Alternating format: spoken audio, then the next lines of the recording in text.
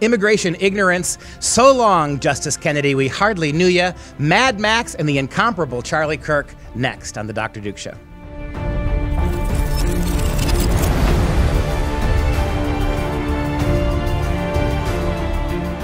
Hi, everyone. I'm Dr. Duke, and thank you again for joining us. As always, I'm joined by the Argyle-o-File, Katie Petrick of the Healthy Republic, for the countdown. Today, Katie, we are going to rehearse mobocracy. Mobocracy is what we have going on in the United States, and it all started late on Friday night when we found out that Press Secretary Sarah Huckabee Sanders was asked to leave a restaurant that her and her family were attending just to have a nice meal. The Red Hen in Lexington, Virginia is not a welcome place to anyone who supports Trump. The co-owner, Stephanie Wilkinson, was called in by her employees saying that Press Secretary Sanders and her family were there, and so Wilkinson came in and asked Sanders to leave. Sanders, like the true class act she is, quietly left, but then I guess the family was also harassed as they tried to go to the next restaurant. The liberal members of her family. Yeah, and because I guess Sanders and her husband decided, okay, we're done for the night, we're just going to go home. But yeah, so they were attacked, and now because of what has been happening since, the White House has actually given Secretary Sanders, at least temporarily, Secret Service protection. And that's straight out of Aaron Sorkin's West Wing. If anyone's seen that show, that's exactly what they had to do on that show, and now it's happening in real life. Well, my advice is to avoid these snooty-tooty, farm-to-table restaurants in places like Lexington, Virginia. You know, my view is why date the sanctimonious, noisy, mouthy, intolerant Red Hen when you can go to Chick-fil-A, opening, welcoming, nice people, and great breasts. All right, so opt for Chick-fil-A over goofy restaurants like the Red Hen every time. Sarah Huckabee Sanders actually does have great class and dignity.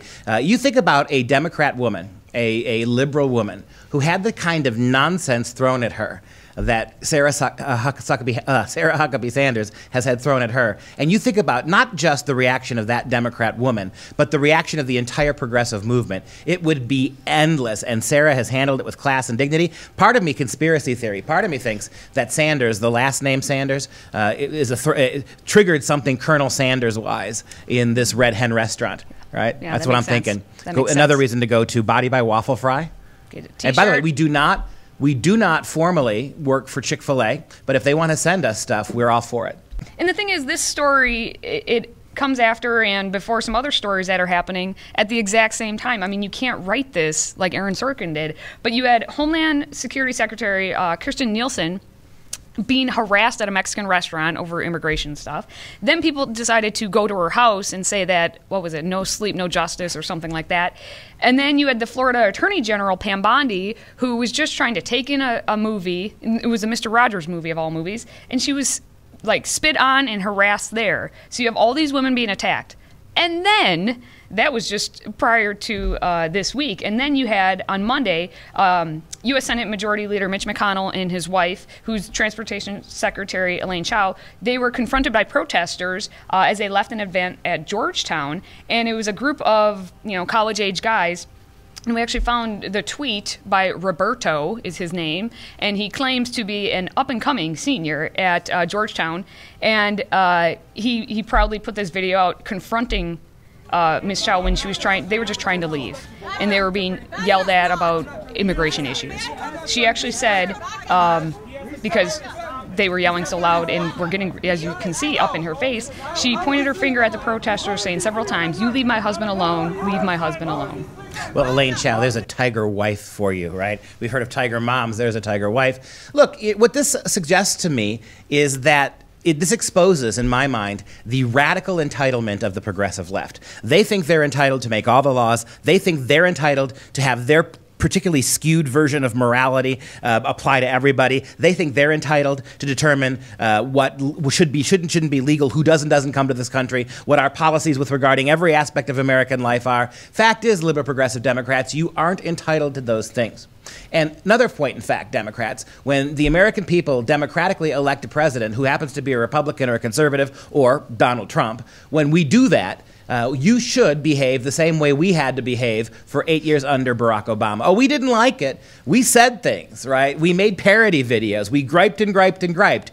But we weren't hunting you down and screaming in your faces. We were not spitting on you. We were not threatening your women, you cowards. We were not spitting on innocent women and driving them out of restaurants. We weren't turning loose the rabid, unwashed, flea-bitten, college mangy magnitude of college seniors to go harass innocent people either. The fact is that you don't know how to handle it. You don't have real, solid, intellectual reasons why you believe the things you believe. And so when the things that you believed are exposed and repealed and torn down, you react like thugs because it's all you got.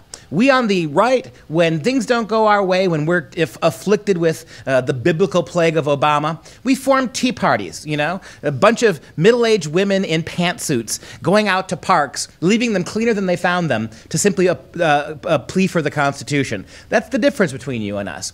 But where are the feminists, Katie? You're an Argyle chick. Where are the feminists? I don't know what to call you. Well, no, that's precisely my argument. Where are the feminists? Right. Where are the women's groups? Where were they last week when Melania was attacked by Peter Fonda and being told that Barron should be ripped out of her arms and then raped by a pedophile? Why?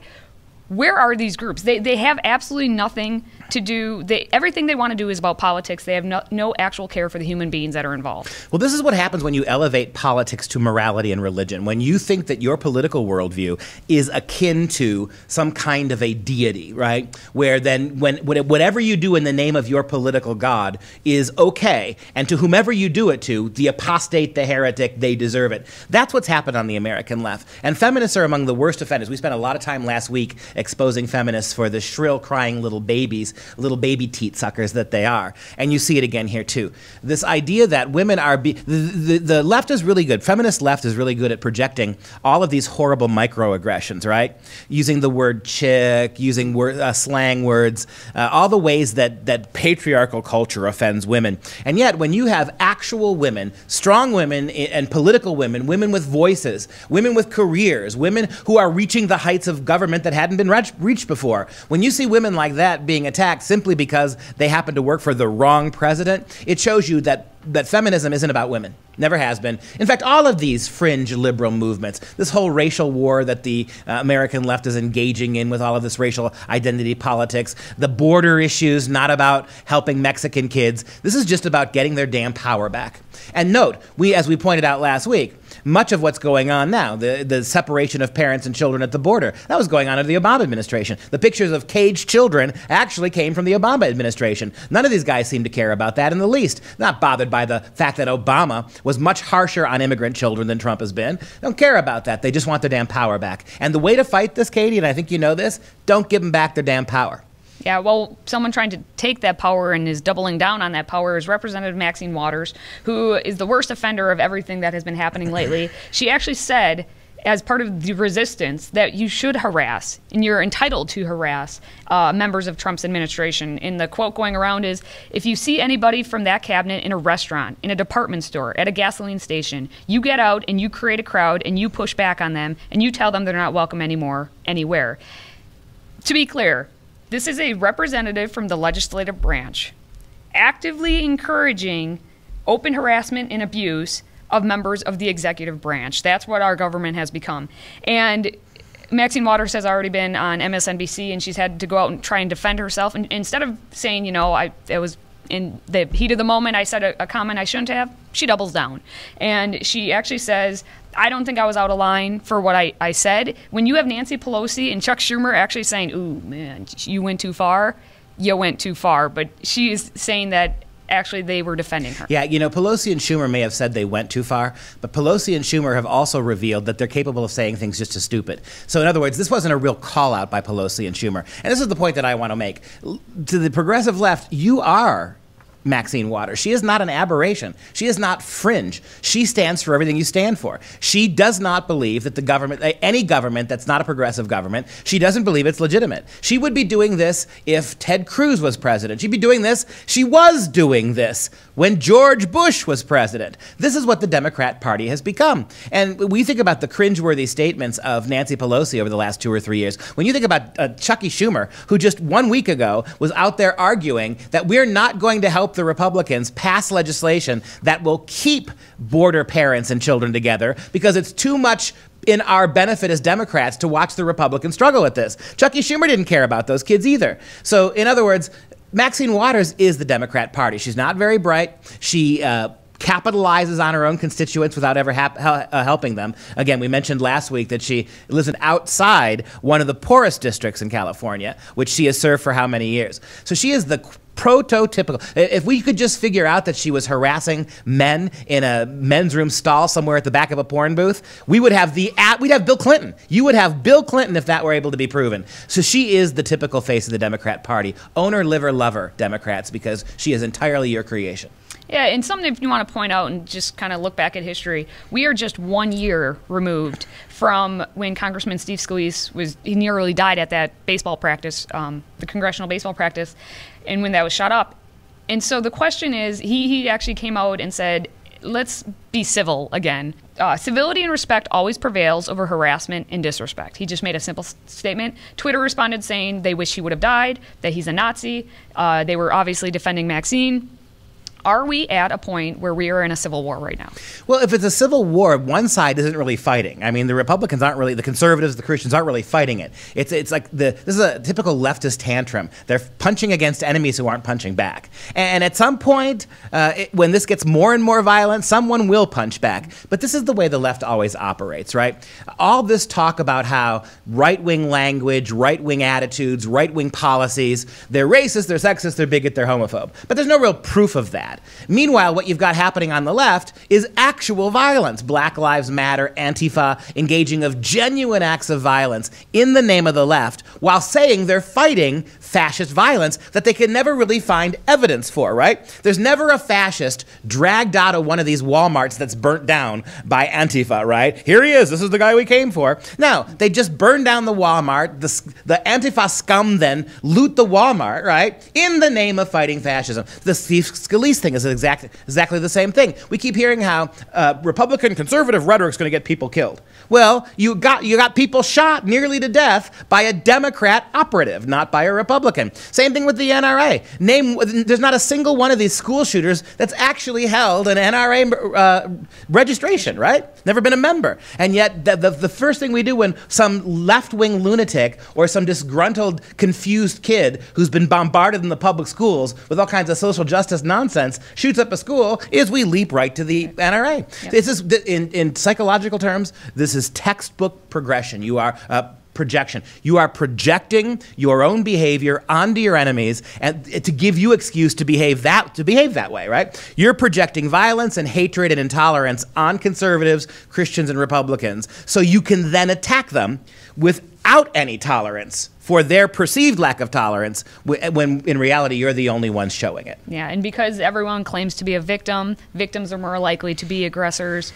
That's how we get to where we are. And a lot of this really escalated in the past few weeks here now with immigration and what's happening on the border. And so what happened this week is we found out that Obama's Department of Homeland Security Secretary actually came out and said, I freely admit we detain children because at the time in 2014 when we looked at it, it was necessary. He says, without a doubt, the images and the reality from 2014, just like 2018, are not pretty. We expanded it. I freely admit it was controversial. We believed it was necessary at the time.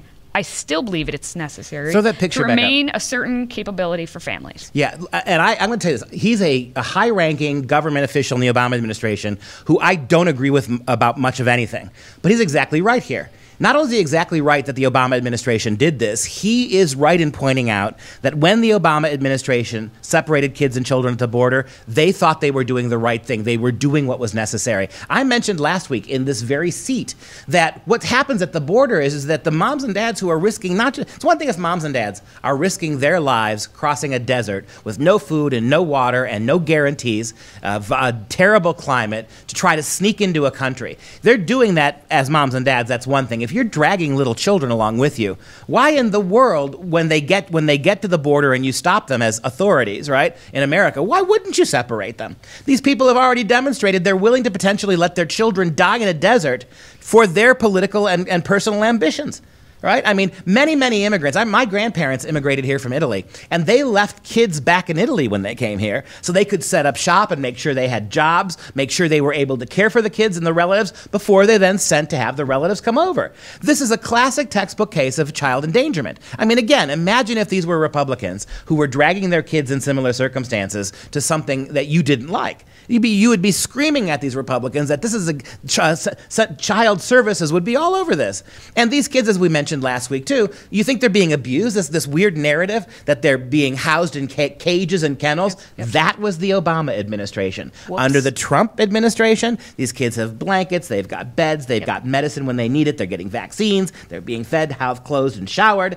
What other way would you treat those kids? Leave them in ratty detention cells where you detain felonious people trying to cross the border? Doesn't make any sense to me. Well, apparently, though, anyone who's gone down there, at least according to Congressman Mark Pocan, says that what's happening down there is just awful, and that because of this, we need to abolish the Immigration and Customs Enforcement Agency, so ICE. Yeah, there's a slew of bank robbers robbing banks. And it turns out that when we arrest bank robbers, we separate them for their children when we put them in jail. We put the children in custody. You know what we need to do? What? We need to get rid of security guards at banks. Altogether. We really, for the sake of the children. Absolutely. We need to if we remove all security from banks, right, then everything's going to be fine, and bank robbers and their children will be united, and everybody will be happy. Mm-hmm. Well, most everybody. I guess not the people who have the money in the bank. No, those ones might the not the be. people A little who have bit. to pay for it Exactly. probably won't be able to Exactly. All right, so those are the stories happening with immigration, but things are actually happening in Mexico proper. So the top Mexican presidential candidate just came out and called for mass immigration to the U.S. Because he's claiming it's a human right. He was the candidate is Andres Manuel Lopez Obrador is calling for immigrants to flood into the U.S. and claims what he says is their human right. At a rally, he just said, and soon, very soon, after the victory of our movement, we will defend all the migrants in the American continent and all the migrants in the world. Immigrants, quote, must leave their towns and find a life in the United States. So the presidential candidate is saying, leave. This is the presidential candidate who right now is winning. Yes. The lead candidate. He's the lead candidate. Is his name Obrador or Open Door? Obrador. Okay, well, we're going to call him Open Door, right? Open Door revolving policy. Boom. So this is third world country business. This is what the American left creates, right? You've got the primary leading candidate for president of Mexico, and his whole platform is, elect me and I'll send you to America. That tells you something about what happens in socialist countries. There's a reason why quasi-socialist countries like Mexico can't feed, can't house, can't clothe their own people. Look, Mexico has huge oil reserves. They're getting fat off oil money, right? Mexico has beautiful beaches, huge tourist money going from America to Mexico every year. And on top of all that, they still can't take care of their families. They can't take care of them. So you got a presidential candidate whose whole platform is, elect me and I'll push you into America. That tells you what the problem is. This is not Donald Trump's fault. If kids are being separated from parents, you blame people like the American left who empower morons like Open Door, right, to sort of say these goofy things. There is no human right to go anywhere. And what about the human rights of the Mexican government that they should be guaranteeing their families? See, they don't have the American Constitution in Mexico, do they? They don't guarantee the right to life, liberty, and the pursuit of happiness. All Mexico is quickly becoming is a third world banana republic with a racetrack between Central America and America. And now your politicians, when your own politician, look, could you really do worse by electing a cartel member? Could you really do worse in Mexico by electing a cartel member? Well, now what they're trying to do is actually elect a bunch of transgender candidates. Yeah, there's another great story. So we have 15 fake transgender candidates. They were disqualified from election after 15 men faked being transgender so that they could take over election positions, because the way it works in Mexico is they have a certain number slotted for women and for men. But the indigenous Zapotec community in Oaxaca, Mexico, has for years recognized a third gender. I think it's pronounced muxes? Muxes? I'm not sure. It's basically men who identify as women. So the muxes run as women in these elections, and they found the women's rights group spokeswoman came out and said, not a single spot designated for men was filled by a transgender person. However, 19 places designated for women were filled by men who say they're transgender. And these 15 actually got caught and basically were not allowed to. But why aren't they allowed? That's a good question. According to the American left, you are what you say you are, right? According to the American left, Senator Paleface Warren is actually an Indian, right? According to the American left, Rachel Dolezal, pasty white woman, is actually a black woman, right? According to the American left, you are whatever the hell you say you are anytime you say it. So Mexico's a little trans backward, it seems to me. If these men dress as women and claim to be women to be elected to public office, and you tell them no, then the transphobia has hit, right? I suppose it's one way that Mexico is still perhaps the one and only way, perhaps, that Mexico has it all over the United States. They're willing to call fake women women. And they're willing to call fake men what they are, right? Not men. Or men pretending to be women, they're willing to call them what they are. You're just men in women's clothing. You are not women. And I suppose that's a victory for government in Mexico. However, what in the world kind of government does set-asides for gender? So what happens? If the Mexican people want to vote 98% male, they can't because there have to be certain slots for women? That's a hell of a system. How long before that one is here? We'll see. They can take it off. Well, all the citizens of Mexico are coming, right? They're encouraged to once come they on get over. here, yeah. Watch out, transgender America. When all these Mexicans get here, right, they're going to point out that you're not really a woman if you say you are. So maybe, and if you phrase it that way to the left, then they'll build the wall. Absolutely. We have a new campaign for building the border wall. Figured it out. Build a border wall, or Mexican immigrants will take away transgender rights. My God, this is a winning solution. We'll have the wall built in a week if we actually convince people that's going to happen. All right, we'll tighten up the language and we'll get it all worked out for everyone. Meanwhile, they can take it up with the Supreme Court, who has been very busy this week because they wrapped up their term on Wednesday, so they made sure to actually conduct business. On Monday, they actually ruled in favor of a florist who, much like what happened earlier this month with Jack Phillips, who was ordered to, bake the cake, but he was able to reverse that. The Supreme Court said he didn't have to bake the cake for the gay couple for their wedding. Now, Baronelle Stutzman, who is a florist for Arlene's Flowers, the Supreme Court is kicking it back to Washington State, saying that she doesn't have to create floral arrangements. Yeah. So that's a win for her. Then on Tuesday, we had a couple things happen. The Supreme Court upheld President Trump's travel ban. It was a 5-4 decision. Chief Justice John Roberts wrote the conservative majority, and Anthony Kennedy actually jumped on board with this one. So this is the third iteration of President Trump's travel ban, and it's against 7 countries to varying degrees of who's allowed to come in. It's Iran, North Korea, Syria, Libya, Yemen, Somalia, and Venezuela. All wonderful countries, so I can't imagine why we'd want a travel ban. But the Supreme Court said, you can have that travel ban. Yeah. Absolutely. And then also on Tuesday, we had the Supreme Court reverse a lower court decision that upheld a California law requiring anti-abortion crisis pregnancy centers to more fully disclose what they are. The arguments basically are a right to know versus a right to free speech. And so on one side, you have those who are the self-identified crisis pregnancy centers that are seeking to prevent abortions from happening. And then on the other side, you have the state of California. And in a 5-4 decision, they ruled for the crisis pregnancy centers. Well, the one thing I think you left out a little bit for our viewers is that what was happening in California is the state of California was forcing pro-life counseling centers to offer abortion as an option, or to explain to their clients that, hey, you can leave here and go get an abortion. In other words, organizations devoted to protecting unborn life were being forced to offer information about abortion to women who came to them. And that's where the Supreme Court, by a 5-4 margin again, defended free right and free association. Look, notice what the state of California doesn't do. State of California doesn't require abortion mills to give counseling and adoption information to women who want abortions. But on the other side of the coin, if you're counseling for life, you have to, up until now, in California,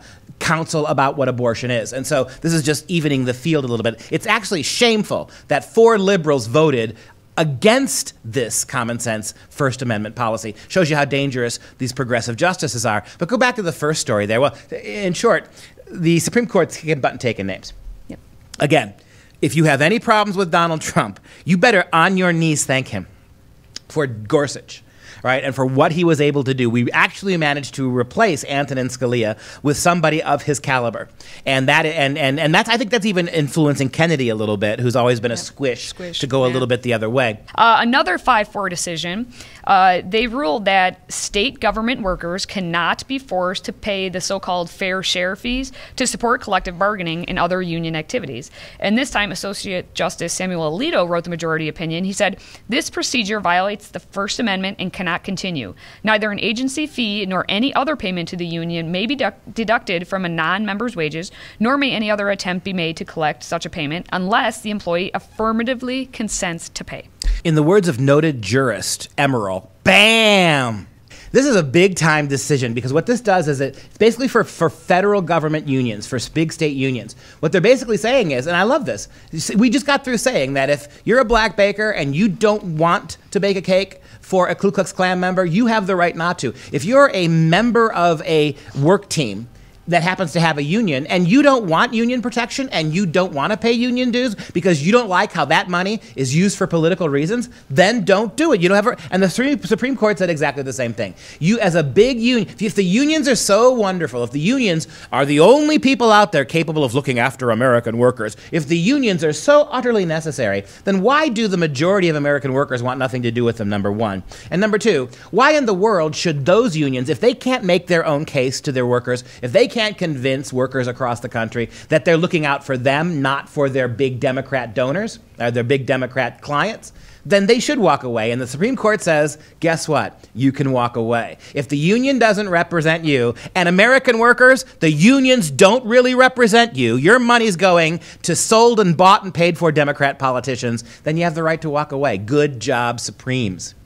And then, as if 4 cases that they decide in this week wasn't enough, the cherry on top is that Anthony Kennedy announced after more than 30 years on the court, at 81 years old, he's going to retire. This is not just a cherry on 4 consecutive conservative victories at the Supreme Court. This is a forest of cherry trees. 81-year-old Associate Justice Kennedy steps away to be replaced, you got to imagine, by somebody 30, 40 years younger on the conservative side. This will retain the 5-4 split among conservatives and liberals on the court for the foreseeable future. And the odds are extremely, extremely high that in the next 2 years, and certainly in the next 6, if Trump wins a second term, that this could be pushed even higher because somebody else is going to retire soon, probably Justice Ginsburg. So we are in a remarkable position here to see a sea change, a tectonic sea change in how politics are done at the highest level of the court. Very interesting stuff. And if you think American life has been politicized up till now, you think the stakes have been high, you think people have lost their ever-loving minds politically, you just watch what's going to happen over the next 6 months. All right, so time for Dunst of the Day. Dunst of the Day. This is rapidly becoming one of our most favorite segments on the Dr. Duke Show. All right, so we have our usual 5 candidates, and we're going to go through our 5 candidates, and then Dr. Duke will reveal who he chooses as a dunce and who I choose as a dunce. So number 1, Maxine Waters, Mad Max. I mean, basically, you don't have to say anything else. There she is. Beyond the Thunderdome, Mad Max. All right, number 2 is good old Seth Rogen, who, if you haven't seen his movies, well, you're like me. Seth Rogen actually went on Stephen Colbert and said he was proud, basically, to embarrass Paul Ryan in front of his kids. So he was approached by 2 teenage boys, and the boys said, "Hey, here's my dad," and it turned out to be Paul Ryan. And immediately, Seth Rogen says that he kind of froze up and he didn't know what to do, and Ryan asked for a photo. And the reaction from Seth Rogen is, "No way, man." And then he continued to say, "Furthermore, I hate what you're doing with the country at this moment, and I'm counting the days till you no longer have 1 iota of the power that you currently have," in front of these 2 teenage boys. Seth Rogen, John Belushi without any comedic talent. Yeah, okay, I could see that. I'll take that. So we've got Mad Max, we've got Seth Rogen. And then we have Lena Dunham. Oh, God. She went to the border, and unfortunately she came back. But she went there with Mira Sorvino. I don't know if it's Sia, the musician who has her face. Shia, I think it is. I have no idea. Anyway, they all Sia? went... Sia? Sia. Whatever. Anyway, someone tell us. So they went to the border, and Lena said how excited she was to be there, and all of them, you know, took their photo opportunities. She said, "We came to Tornillo Texas to show our solidarity with families who have been separated, the children who are alone, the parents who are grieving, and the undocumented Americans who are losing more than I can fathom. Thank you, I think it's Tornillo, for showing us a warm border welcome and reminding us that together we rise. Yeah, I'd be very careful, given the way that Lena Dunham sexually molested her own little sister. Maybe she wants access to those little kids. Be careful, Tornillo, Texas. Absolutely. Okay. And then we have Evan Rachel Wood, who also decided that she wanted to, go to the border and be in solidarity with the illegal immigrants, and she actually went on a hunger strike. How long of a hunger strike, you ask? A whole 24 hours she went on a hunger strike to basically the 24 hours symbolize the roughly 2,400 children that were separated from their parents as a result of the Trump administration's policies. And she said, it was a privilege and not a sacrifice to take part in the protest. It's a small price to pay considering what families are going through. Sacrifice. For a body-conscious, self-obsessed Hollywood celebrity, right? Missing 24 hours worth of meals, that's just called nap time, right? The idea that she gave something up there. I bet you she hasn't eaten since.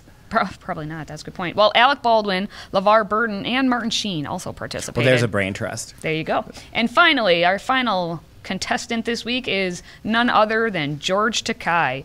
And he went on CNN with Brian Stelter in an interview, basically compared what happened at the Japanese internment camps to the illegal border crossings. Now, George Takei, actually, his family were in some of these internment camps during World War II. But what he said is, when we were incarcerated, our families were intact. My parents were with me. But in this case, it's coming to a chilling low where babies are torn away from their mothers and placed in separate internment camps. And so he says the inflammatory rhetoric is lies, and that's a similarity between our incarceration and what's happening today. And then referencing Hitler's infamous propaganda technique, he said, the big lie is happening with Donald Trump now as well. He said the people at the border are not murderers, rapists, or drug dealers. Well, now go back to that picture first that we had thrown up there. Is it my imagination? Do you have the right picture up there, Mike? Is that not George Costanza and Mr. Miyagi? Is that the right picture? I may have put up the wrong picture. I can't tell. I apologize, In any event, George Takei, and I'm going to give this away right now. He is my winner for idiot of the day. Dunst why? Of the day. And I'll tell you why. Dunst of the he's an idiot of the day. Because here's George Takei, right, Mr. Sulu, basically arguing that by doing the kind of border work that the American government is now doing, they're like Hitler. That means, if that's true, we are mistreating non-citizens. We are separating foreign illegal immigrants from their parents as they come here. What FDR did in World War II is much more Hitlerian then. The icon of the left, Franklin Delano Roosevelt, right? He did much worse than what Trump's doing. He did this to American citizens. He did this to Japanese Americans who were already citizens, who were already in this country with their families. President Roosevelt interned them, arrested them, put them behind cages and barbed wire fencing in World War II. If by that definition, Mr. Takei, that then Trump is Hitler, then what does that make your left-wing icon FDR? See, this is the thing. When you dumb liberals keep spouting this ahistorical nonsense, more often than not, you're going to find that more liberals find themselves in trouble than conservatives do. And so for me, Mr. Takei, oh my, you are dunce of the day. Who did you pick? All right, I'm so proud of us. We did not pick the same person. Okay, who'd you pick? That just means you're wrong. You picked Mad Max? Mad Max, simply so I could have this lovely photo put up there. Because honestly, anything that she is coming out of her mouth at this point is just absolute insanity. Right. And she keeps quadrupling down at what she's doing, and she's more harmful than anything George Takei would say. Now, real quick, I gave you a specific instance of what George Takei said. What particular thing that Mad Max said, Miss MaxiPad, that sent you over the top? All of it? If you want to talk about civility, you start with the President of the United States. I say, Mad Max, look internally first. On that note, if you like today's show, make sure you give us a like on Facebook. Go to Twitter, maybe leave some comments there on Dr. Duke's page. And if you could give us a nice review on SoundCloud or iTunes, we'd also appreciate that. Also, we're always looking for more candidates for Dunce of the Day, so make sure you put some comments down. Otherwise, up next, we have Charlie Kirk with Talking Points.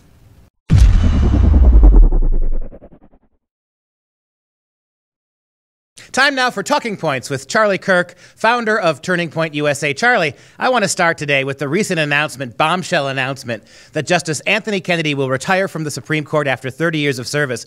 This is a watershed moment for the Trump administration, isn't it? It's a big deal. And, Kennedy was a swing voter on the court. He voted the correct way sometimes and incorrectly other ways. Remember, he voted correctly on Obamacare, but mostly has been a tilt liberal justice. This is an opportunity for the Trump administration to put another Neil Gorsuch on the Supreme Court. Just imagine that significance. Imagine having another constitutionalist, conservative justice that will uphold the rule of law and not do activist interpretation from the bench. It could have generational impact. And I got to give the president credit. He has been so disciplined and so terrific with the judges he's been putting in place on the circuit court level and now on the federal bench. This could change the Supreme Court for generations to come. I think that's a fantastic point, Charlie, that you just made, and nobody else in the media is making it.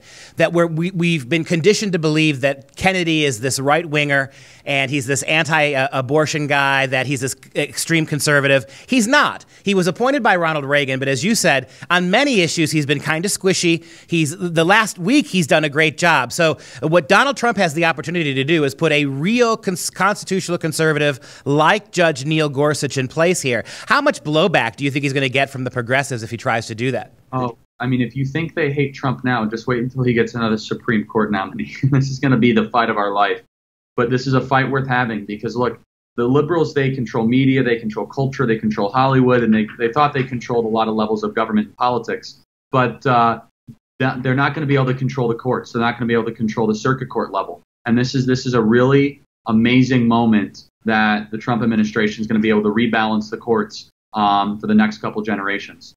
You know, before the election, a lot of us were really annoyed by the never-Trumpers, the rhino Republicans, if for no other reason than what just happened this week at the Supreme Court. 4 different cases that went the conservative way, largely because of the impact of Neil Gorsuch. Trump's legacy in terms of helping to right this country from a judicial standpoint really is already made.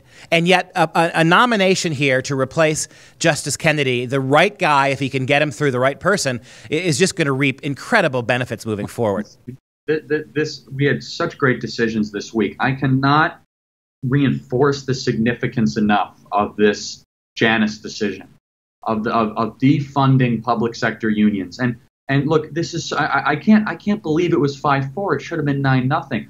Are you trying to tell me that a union has the right to force its members to pay for political representation, that they don't have the capacity to say, I don't want you to represent me politically? That is a coercion of speech that is so fundamentally anti-constitutional. Thank goodness we had President Trump and Neil Gorsuch. I want you to imagine a different universe, though. I want you to imagine President Hillary Clinton, who nominates a radical leftist on the court to replace Scalia, and then that interpretation. Imagine what would have happened. We would not have had these rulings this week, not to mention the free speech discussion that came out of the Ninth Circuit in California, where they said that an abortion facility couldn't give out certain leaflets, or a pro-life facility or pregnancy crisis center. It's a free speech issue.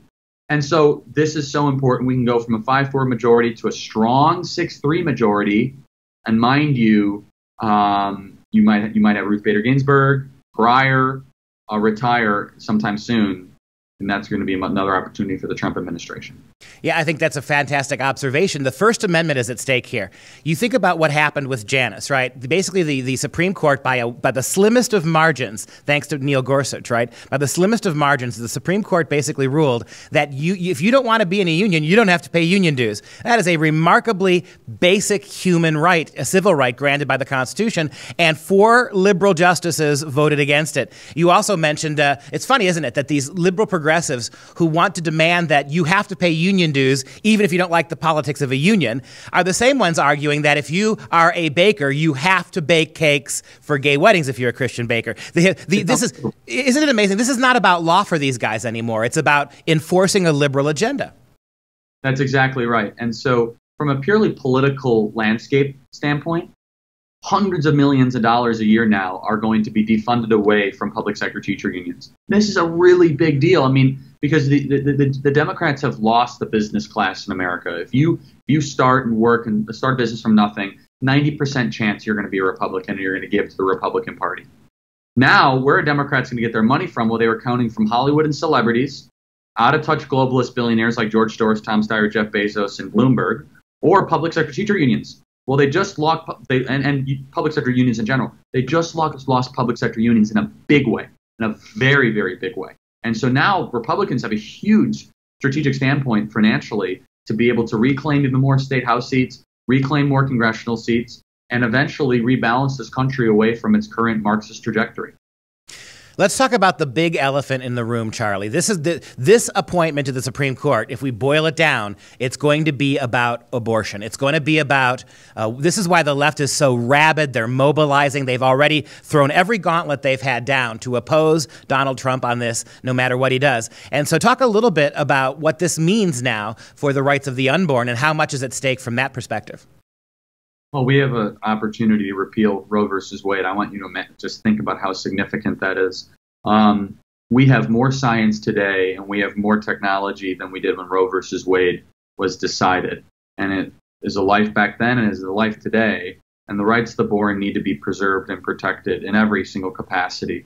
There's unique DNA. There's unique formation of cellular transference that only happens uniquely when the egg meets the sperm and a new life is formed. And for that life not to be protected constitutionally like every other life is inexcusable.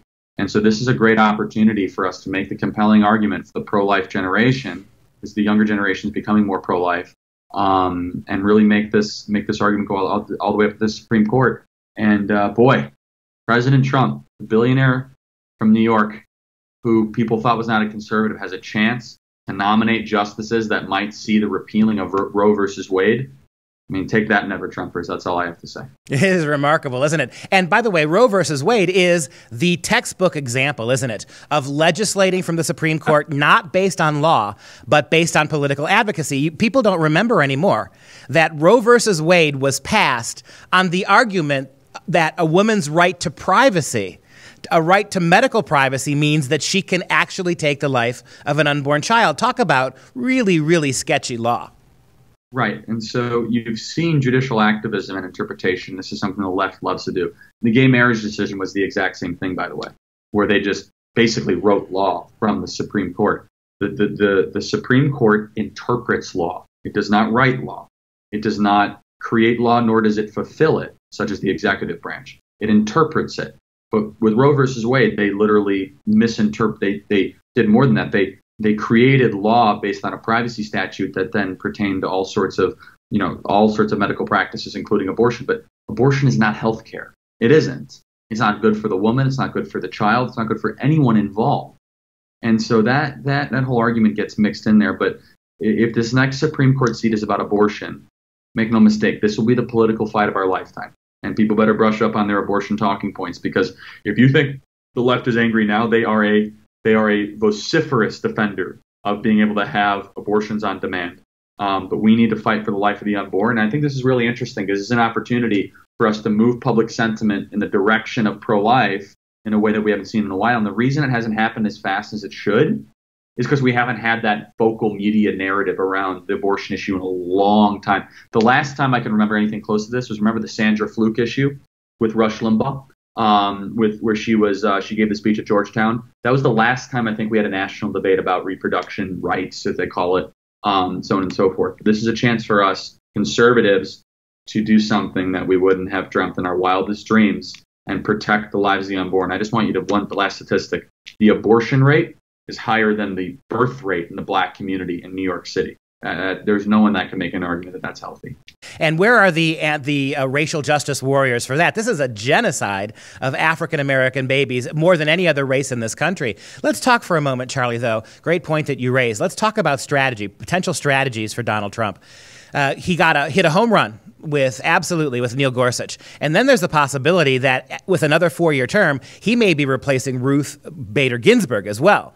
So if you're Donald Trump, try to think this through with us, would you go full on out for the most absolutely conservative candidate you can right now, knowing that it's going to be a just as hard or maybe a harder fight with Ginsburg, or how would you play this yourself?